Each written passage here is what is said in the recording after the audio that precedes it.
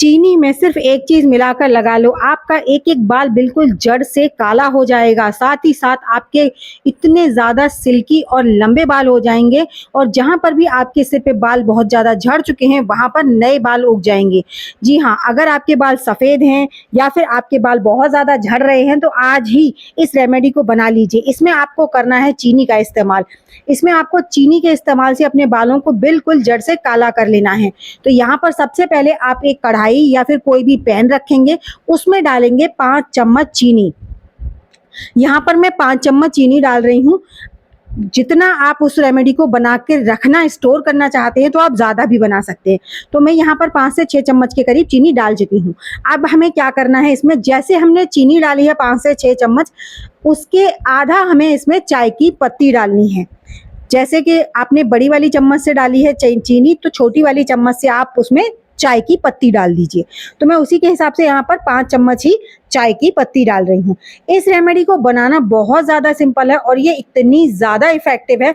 आपने कभी भी अगर नेल्स के लिए डाई बनाई होगी, नेल्स के लिए जो मेहंदी होती है, तो आपको पता होगा वो कितनी ज़्यादा डार्कन शेड होता है और उस रेमेडी का ना आप महीनों इस्तेमाल आपके नेल्स पे रहा आता है, वो साफ़ ही नहीं होती है।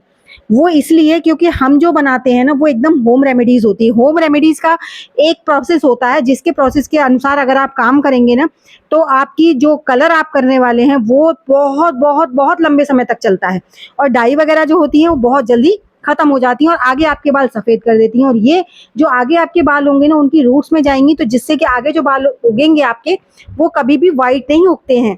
हमेशा जो आपका नेचुरल कलर होगा, उसी के अकॉर्डिंग उगेंगे। तो यहाँ पर हल्का सा आपको इन दोनों को रोस्ट करना है। जैसे ही हल्का सा इसमें स्मोक आने लगे या फिर आपको लगे कि ये बर्तन में चिपकने लगी है, वहाँ पर आप इसमें आधा कप के करीब पानी डालेंगे। इसमें आपको टोटल 1 कप पानी का यूज़ करना है, लेकिन एक साथ नहीं करना है। धीरे-धीरे कर कर आपको इसमें यूज़ करना है। ठीक है? तो फिर उसे आप कंटिन्यू चलाते रहेंगे, क्योंकि स्टार्टिंग में ना ये चीनी जो है कैरेमलाइज़ होती है, तो वो स्टिकी होने लगती है, बर्तन से नीचे चिपकने लगती है। इसीलिए थोड़ा-थोड़ा करके आपने इसमें पानी डालना है और ये रेमेडी बिल्कुल भी पतली नहीं बनाई जाती है। ऐसा नहीं है कि इसमें आपने 1 ग्लास पानी भर के इकट्ठा डाल दिया और फिर आप इसको यूज़ में ले लेंगे, बिल्कुल भी नहीं। ये टोटल 1 कप पानी इसमें यूज़ करना है हमें। तो यहाँ पर मैं बस 1 से डेढ़ चम्मच के करीब बचा है पानी। अब उसी को इसमें डालूँगी, लेकिन अभी नहीं।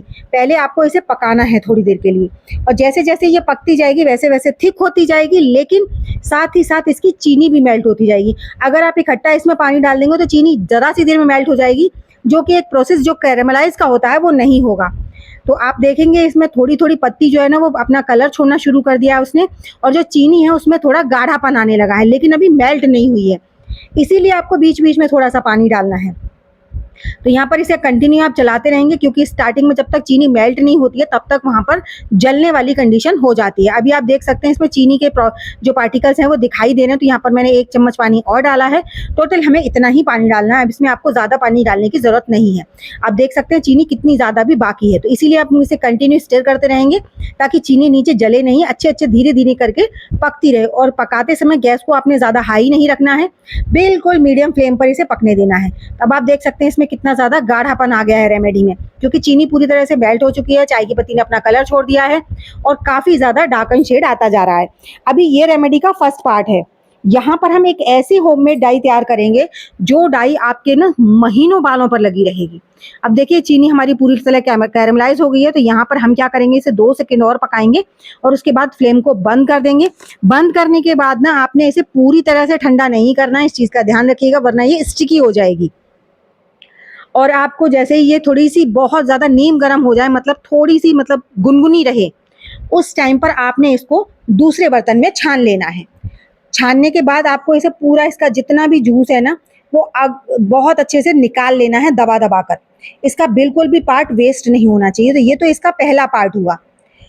अब इस पार्ट को हमें दोबारा से इसमें एक चीज़ और डालेंगे, 2 चीज़, उसके बाद हम इसे पकाएँगे और उसके बाद हमारी ये जो डाई है वो बनकर तैयार होगी। वो मैजिकल डाई जो आपके सालों-साल बालों पर रहने वाली है। अब इसमें जो भी बचा हुआ इसका वो है, उसे हम दबा-दबा कर पूरा इसका रस निकाल लेंगे। तो देखिए करीबन आधा से पौना कप हमें मिल गया है। हमने इसमें टोटल 1 कप पानी यूज़ किया था, तो 1/3 पार्ट इसका जल चुका है और उसके बाद हमें 1/3 पार्ट मिल चुका है। अब इसमें हम क्या करेंगे, दोबारा से इसका हम रीयूज़ करेंगे, जिससे कि अब हम इसकी एक परफेक्ट डाई बनाकर तैयार करेंगे। और इस डाई का एक बहुत ही प्लस पॉइंट ये है कि आपके बालों को भी काला करती है, आपके बालों को लंबा भी करती है, आपके बालों को सिल्की भी करती है।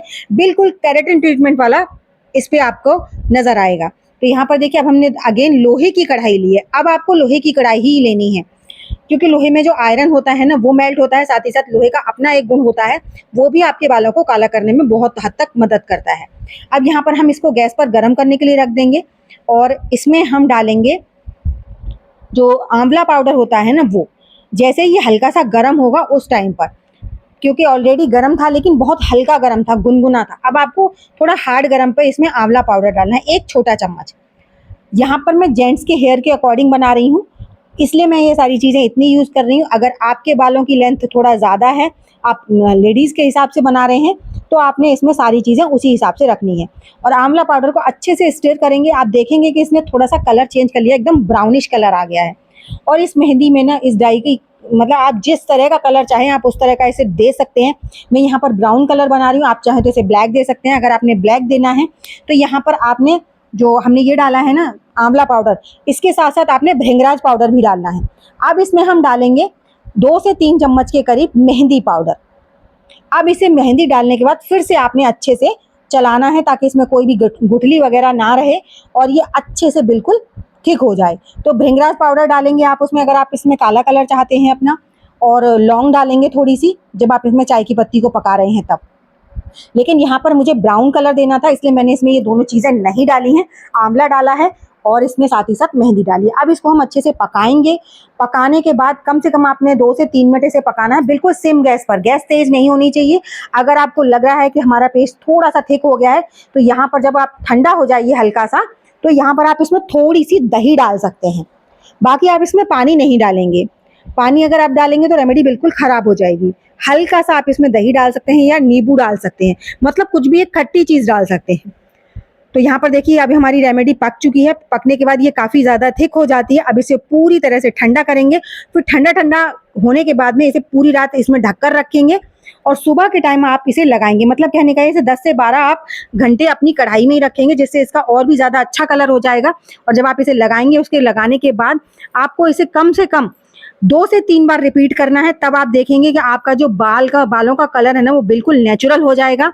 और 2 से 3 बार का मतलब ये है कि आप 15 दिन में 3 बार लगाएंगे इसको, जिससे क्या होगा कि इसका बिल्कुल डार्कर शेड हो जाएगा। देखिए कितना प्यारा प्यारा ब्राउन कलर इसका आया है। और उसके बाद इसे पहले आप शैम्पू से बालों को धोएंगे, फिर इसे लगाएंगे, अगले दिन आप इसे पानी से वॉश कर लेंगे।